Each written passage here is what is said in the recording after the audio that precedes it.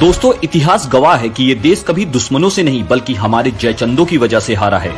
जयचंद का नाम सुनते ही न जाने क्यों अखिलेश मुलायम अनायासी याद आ जाते हैं। एक तरफ पृथ्वीराज की तरह डटे मोदी योगी जी आतंकियों को मुंहतोड़ जवाब दे रहे हैं, तो दूसरी तरफ आतंकियों पर जयचंद के रूप में मुलायम और अखिलेश अपना प्यार छलका रहे हैं। अभी हाल ही में लखनऊ में आतंकियों के पकड़े जाने पर अखिलेश ने यहाँ तक बोल दिया कि उन्हें यूपी पुलिस पर भरोसा ही नहीं है। मैं उत्तर प्रदेश की पुलिस पर और खासकर बीजेपी की सरकार भरोसा नहीं कर सकता।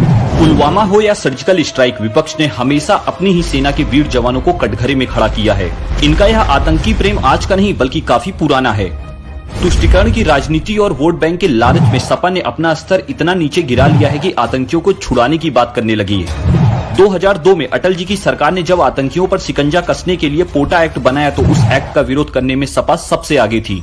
उसके बाद 2005 और 2006 में अयोध्या और वाराणसी में हुए बम ब्लास्ट के मुख्य आरोपी संगठन सिमी को मुलायम सिंह ने क्लीन चिट दे दी थी। इतना ही नहीं, 2012 में तो अखिलेश ने सिमी जैसे खतरनाक संगठन पर से बैन हटाने की भी मांग की थी।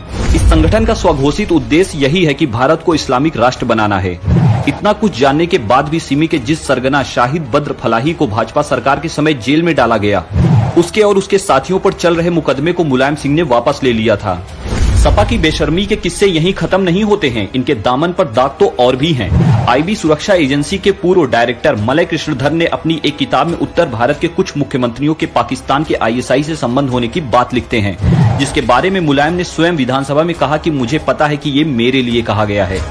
2012 के सपा मैनिफेस्टो में तो अखिलेश भैया का वादा ही यही था कि जेल में बंद आतंकवाद के आरोपित समुदाय विशेष के युवाओं पर से केस वापस लिए जाएंगे। अखिलेश भैया के मन में आखिरकार आतंकियों के लिए इतना सॉफ्ट कॉर्नर भला क्यों है? लेकिन हम लोगों को चिंता करने की कोई जरूरत नहीं है, क्योंकि हमारे पास तो हमारे दमदार योगी जी हैं। अब तय आपको करना है कि 2022 में आतंकियों पर प्यार छलकाने वाली सरकार चाहिए या फिर प्रहार करने वाली। फैसला आपका है।